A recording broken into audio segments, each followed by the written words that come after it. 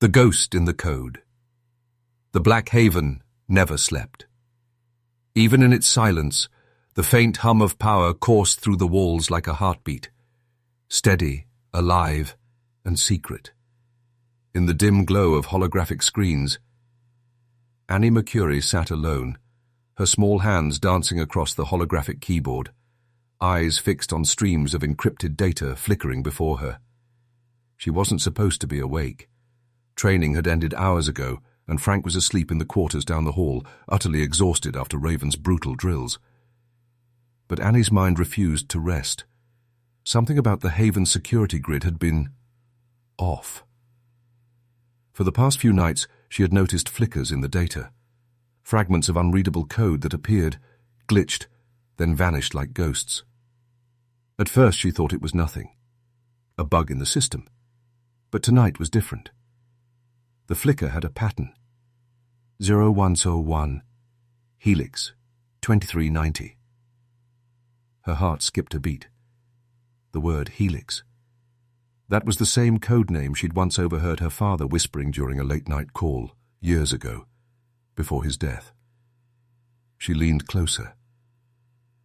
Lines of green text crawled faster across the dark monitor. Suddenly, one line froze and rearranged itself into a single sentence. Short, simple, but enough to send chills down her spine. Helix awaits. The power dimmed. Lights flickered overhead. The room fell into an eerie silence as if the entire Haven held its breath. Annie's reflection in the monitor trembled. Then, static. The screens around her began flashing symbols she didn't recognize. The encryption wasn't just advanced, it was alive, adapting, reacting to her attempts to decode it. Access denied, access denied, access granted. A low hum vibrated through the steel floor. Panels on the far wall shifted slightly, as if something mechanical deep within the facility had just awakened. Annie stumbled back, eyes wide. Footsteps echoes. Chat. Raven appeared from the shadows, calm but sharp, his mask reflecting the flickering light. Annie. His voice was low, urgent. Step away from the terminal. I didn't do anything, she stammered. It just started talking back. Raven's eyes behind the mask narrowed as he approached the console. His gloved fingers moved swiftly across the interface, running command after command, trying to isolate the breach. Then he froze. The code wasn't attacking. It was communicating. This sequence, he muttered under his breath. No one outside of Level 0 clearance should even know it exists. Level 0? Annie asked, trembling. It's a forgotten layer of our network, buried decades ago. Only a handful of people ever used it. Raven paused, his tone darkening. Your father was one of them. Annie's pulse raced. You mean this could be from him? Raven didn't answer immediately. Instead, he stared at the screen as it slowly filled with new text. Not random code, but coordinates. Numbers, symbols, and one chilling message at the bottom. If you're reading this, they're already here. A loud metallic clang echoed through the tunnels. Annie jumped. Raven turned sharply toward the sound, his hand instinctively reaching for the concealed weapon under his coat. Frank, he said quietly. Wake him up, now. Annie hesitated, eyes darting between the glowing screen and the dark hallway.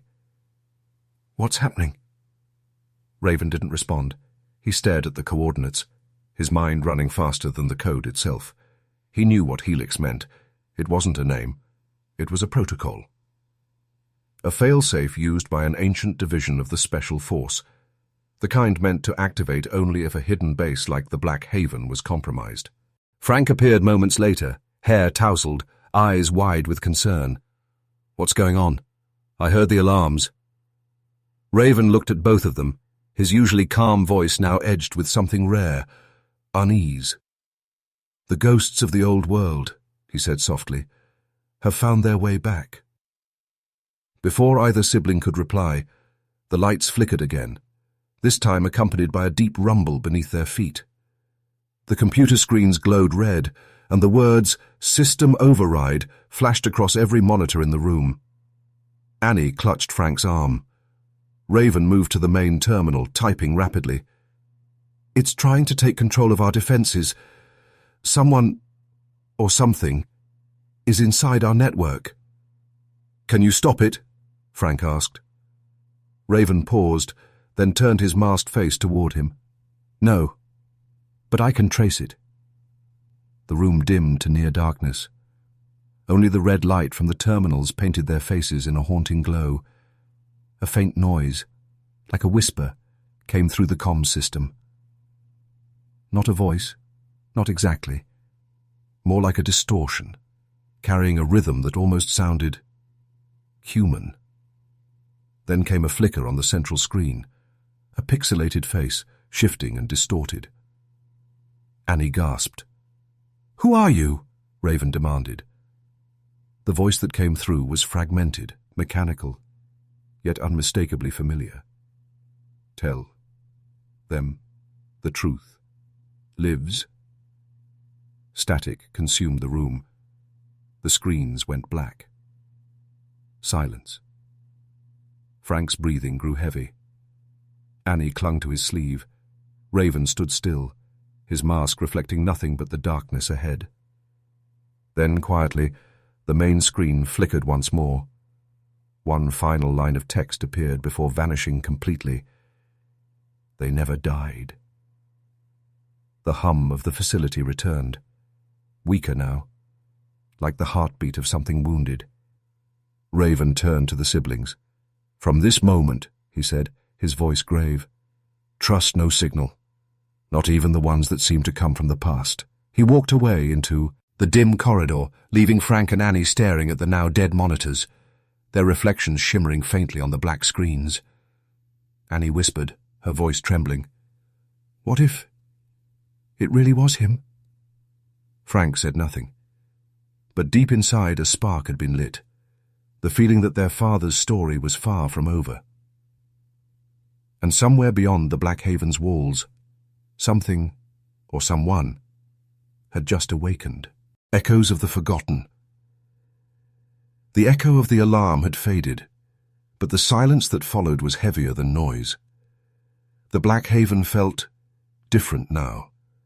Not like a fortress, but like a breathing thing suddenly aware of its own vulnerability. Frank stood by the dim hallway, still staring at the red afterglow that lingered on the steel walls. His hands trembled slightly, not from fear, but from the feeling that everything was about to change. Annie sat before the silent monitors, their black screens reflecting her wide, unsettled eyes. The words, "They never died," kept replaying in her head, looping like a broken record. Raven entered the control room again, his heavy boots echoing against the metal floor. He carried a data drive, old and worn, its edges scarred like it had survived a fire. Without a word, he inserted it into one of the auxiliary terminals. "Is that from the breach?" Annie asked quietly. Raven nodded. "A trace of the signal. It's not an attack. It's a transmission. Someone wanted us to find this." The screen came to life with static, then displayed fragments of text, half-burned coordinates, encrypted messages, and a single image that made Frank's pulse quicken. A black insignia of a double-headed eagle, one head light, one dark. Annie leaned closer. "What is that symbol?" Raven's voice was low. "That is the insignia of the Shadow Directive, a covert task division your father once commanded under the National Special Force. It was erased from all official records 15 years ago. Even I thought it was gone." Frank frowned. "You're saying my father led a secret team? One that no one knew existed?" Raven's silence was confirmation enough. He pulled up a secondary data feed, a narrow thread of binary that pulsed like a heartbeat. "Whoever sent this signal used your father's encryption key. It's authentic, which means..." Either someone from the Directive survived, or... He paused. The unspoken word hung in the air. Your father. Annie's eyes glistened. Or he's still out there. Raven didn't deny it, but his tone hardened. Hope can blind, Annie. In our world, even ghosts can wear familiar faces. Before Frank could reply, one of the monitors lit up again. Not with code this time, but a faint holographic projection. A map. A massive underground network stretched beneath the eastern part of New York. Tunnels, forgotten bunkers, hidden chambers long sealed by the government. At the center pulsed a single glowing point labeled Archive 17. That's where it came from, Raven said. The signal originated deep beneath the old trade tunnels your father used to operate through. Frank clenched his fists. Then we go there. Raven turned toward him slowly. You're not ready for what lies beyond these walls. What you'll find there might change everything you think you know. About your father, about me, and about why you're here. I don't care, Frank shot back, his voice steady but burning. If it's connected to my father, I need to see it. Annie stood too. We both do. Raven looked at them for a long moment, the mask hiding his expression, but not his hesitation. Finally, he nodded once. Then you'll see. But from this point on, there's no turning back. He retrieved a small metallic device from his coat, a disc about the size of a coin. He pressed it into Frank's palm. This is a neural frequency tracker. It'll sync with the signal's source, but once it locks on, it'll lead us straight into the unknown. Frank looked down at it. The device pulsed faintly with a blue light. Alive, waiting. Hours later, they moved through a long, unlit tunnel beneath the Black Haven. The air was cold and damp. The smell of rust and time filled the narrow space. Annie carried a compact holographic scanner, while Ravis led the way with an old tactical lantern that flickered like it feared the dark. The deeper they went, the stranger the walls became. No longer smooth steel, but old stone covered in markings, faint symbols carved decades ago. Some were numbers, others were initials. Frank stopped near one. His fingers brushed over the faded letters. FM. He froze. These are my father's initials. Raven glanced over his shoulder. Then we're close. The tracker in Frank's hand began to glow brighter, the pulsing blue light now steady, guiding them like a silent heartbeat. Annie's scanner beeped sharply. We're approaching something metallic. About 20 meters ahead. As they turned the final corner, the tunnel opened into a vast underground chamber. In the center stood a reinforced steel door, ancient, covered in dust, but intact. On it, engraved faintly but unmistakably, was the same double-headed eagle insignia from before. Archive 17, Raven murmured. Frank stepped closer. How do we open it? Raven examined the panel beside the door. A biometric lock, but old, maybe decades out of use. He brushed the dust away, revealing something unexpected. Beneath the layers of grime, a small metallic plate engraved with 3 words. Only blood knows. Annie frowned. What does that mean? Before Raven could answer, the tracker in Frank's hand blinked rapidly and emitted a soft hum, responding to something behind the door. Raven's eyes widened. It's recognizing you. Frank's heart pounded. The tracker's light grew brighter, and then, to everyone's shock, the biometric panel lit up and slowly scanned Frank's hand from a distance, as if invited. Then came a deep, metallic click. The massive door hissed open, revealing a swirl of cold air and a darkness that felt ancient. Inside, dim lights flickered to life, revealing rows of metallic cases, old computers, and a central console covered in dust. Raven stepped inside first, cautious. Annie followed, wed, eyes wide in awe. Frank lingered at the doorway, feeling a strange chill, not of fear, but familiarity. At the center of the room was a small glass capsule. Inside it, a data chip. On its surface, a faded label read, Project Helix, Final Directive. Raven whispered, "This shouldn't exist." Frank reached for it slowly, his reflection glimmering in the glass. But it does. And as his fingers brushed the capsule, every screen in the chamber suddenly flickered alive, displaying one line over and over again. "Welcome back, Agent Mercury." Raven's mask turned toward Frank, his voice low, almost shaken. "Your father didn't just lead the heroes, Frank. He created them." Project Helix, the price of creation. The humming of ancient machines filled the underground chamber as Raven's gloved hand brushed the dust from the old console. The screens glowed dimly, struggling to wake from decades of silence. Frank stood motionless, staring at the repeating message. "Welcome back, Agent Mercury." His throat tightened. Why does it say that? My father's gone. Raven didn't answer immediately. Instead, he approached the central terminal and connected the old drive he'd carried since the beginning, the one marked with the same insignia. The system beeped, recognizing the link. Lines of encrypted code began to unfold across the monitors. Annie's eyes darted between the screens. This isn't just data. It's memories. Raven looked at her sharply. How do you know that? Because these aren't standard encryptions, Annie replied, her voice quick and certain. They're neurocoded. It's the same method used in experimental memory storage, from the early NSD projects. I read about it in your files. Frank turned to her, confused. You read Raven's files? Annie looked guilty, then defiant. You think I just sat and watched while you trained? Raven told me to learn. I learned everything.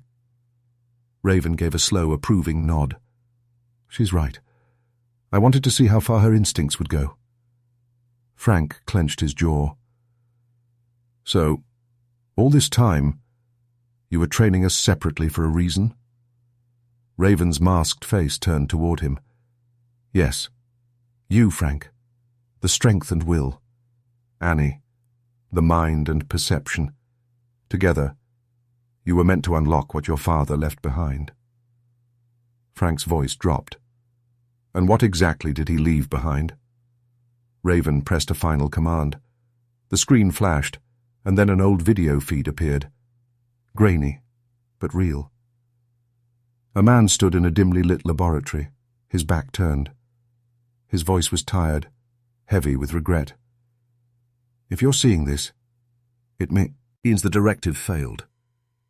Project Helix was never about creating heroes. It was about binding them. The man turned. It was Thomas Mercury, Frank's father. Frank froze, every breath caught between disbelief and dread. We thought we could engineer loyalty, rewrite the instincts of soldiers so they'd serve without hesitation, without fear. But the process didn't erase humanity. It erased control. The subjects changed, became unstable. He paused, looking down at something out of frame. I shut the project down. But the government wanted it revived, under new handlers. They took everything, including her. Annie's eyes widened. Her? Who? But before she could finish, the feed glitched, revealing a brief flash of a young girl strapped to a neural harness, eyes glowing faintly blue. Raven froze. Frank turned sharply toward Annie. The resemblance was undeniable. Annie, Raven said quietly. That girl. Annie shook her head, stepping back. No, that can't be me. Frank whispered, You said you were found near the old safe house when you were a kid. Raven told me he rescued you. Raven's voice was calm but heavy. I didn't rescue you, Annie. I found you. near the wreckage of one of the Helix facilities. You had no memory, no identity, just a pulse from this symbol. He pointed to the double-headed eagle tattoo faintly visible on Annie's wrist. Annie's knees weakened. "You mean I'm part of this?" Frank stepped closer, his voice trembling. "You're saying Annie was created by the project?" Raven turned toward the screen. "Not created, enhanced. Her mind was genetically wired to process codes, signals, patterns, far beyond human comprehension. She was the key to unlocking Project Helix itself." Annie looked at her hands, shaking. "So all those times I could feel the codes, predict them, it wasn't talent?" Raven lowered his head slightly. "It was programming." Frank's anger flared. "You knew all this time?" "I suspected," Raven admitted. "But the truth was buried even from me. Your father protected her, erased her memory, and sent her away before the Directive could find her. I thought she was lost. Until she found you." The silence that followed was unbearable. Annie's breath came fast, uneven. "So my entire life was a lie."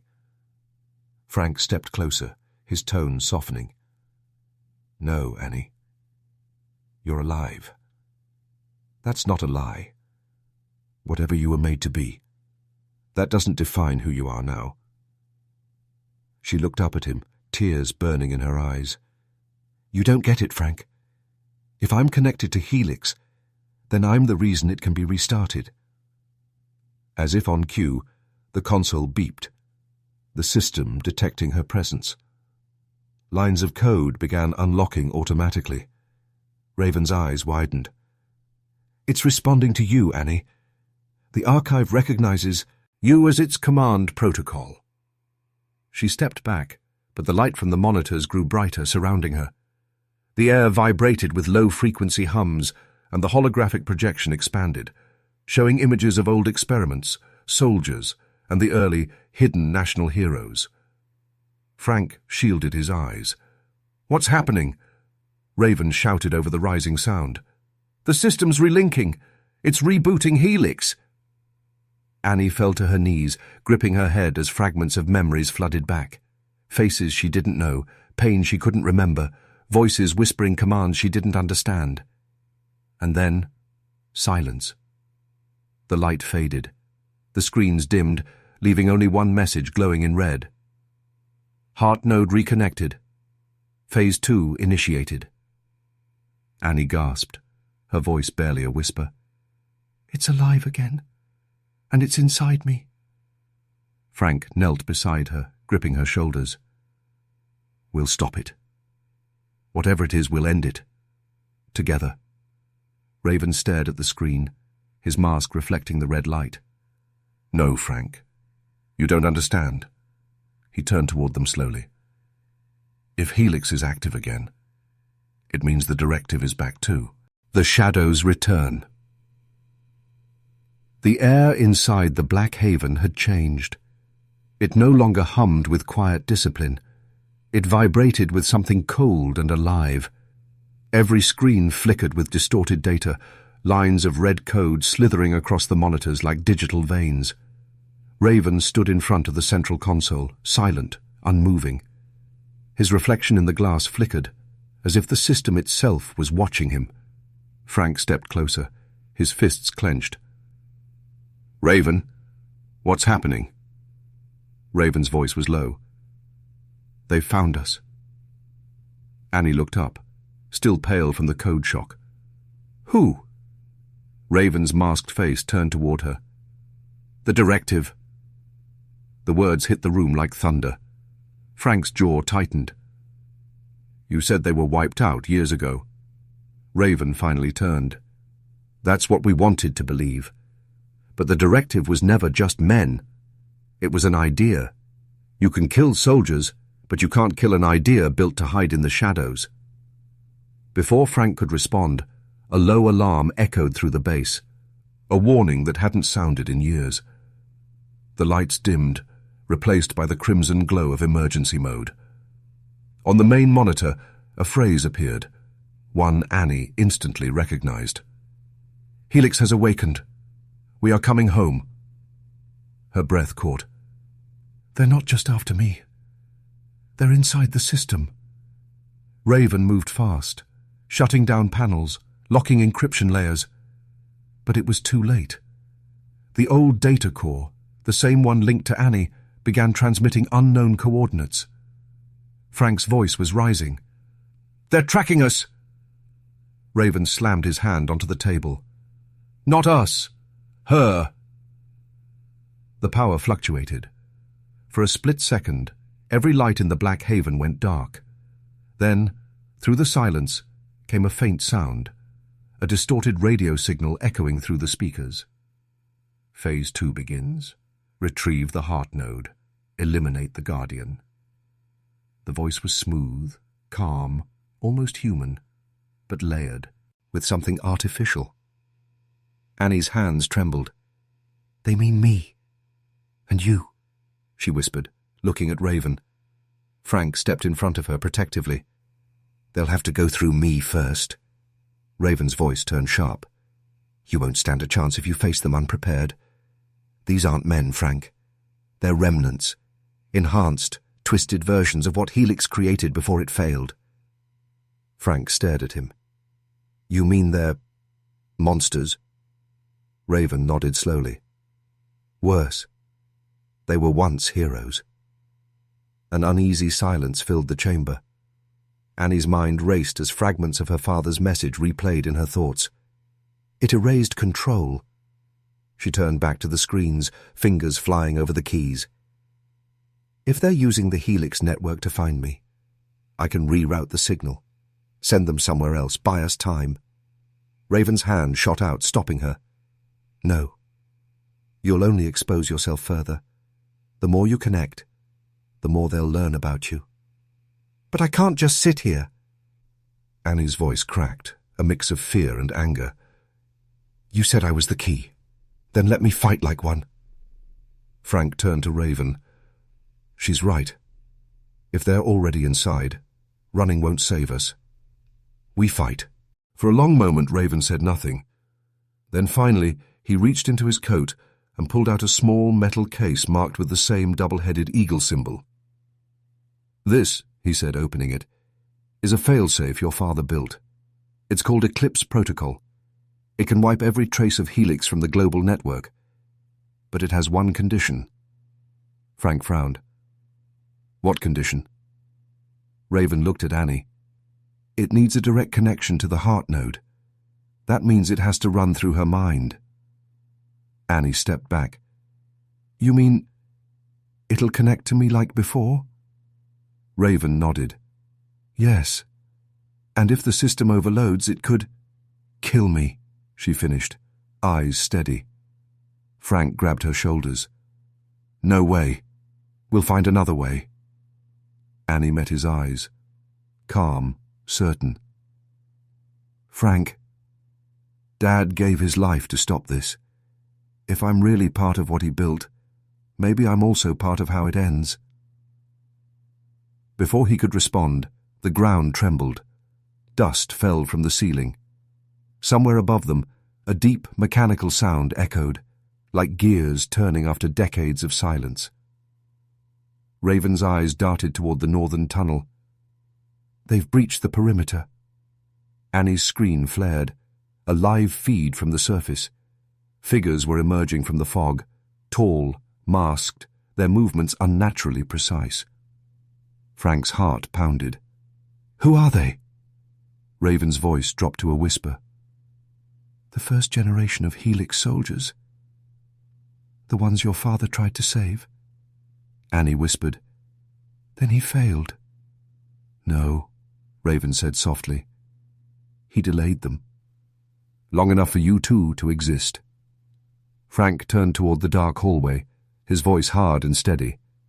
"Then let's finish what he started." Raven handed him a small device. "You'll need this. Signal jammer, 30 minutes of cover. Protect Annie at all costs." Annie was already at the console, connecting wires to her neural link. "Once I start the Eclipse protocol, They'll know exactly where I am. You won't have long. Frank clenched his fists, determination burning through his fear. Then we'll make 30 minutes feel like eternity. Raven gave a single nod. Remember, Frank, heroes aren't born from peace. They're forged in chaos. As the base trembled again, the doors to the training hall burst open, revealing shadowed figures marching in, silent and synchronized, masks glinting under the crimson lights. Frank stepped forward, mask sliding over his face, the glow of his father's insignia flickering on his wrist. Annie's voice came through the comms, steady despite the chaos. Phase 1 of Eclipse starting in 3, 2, 1.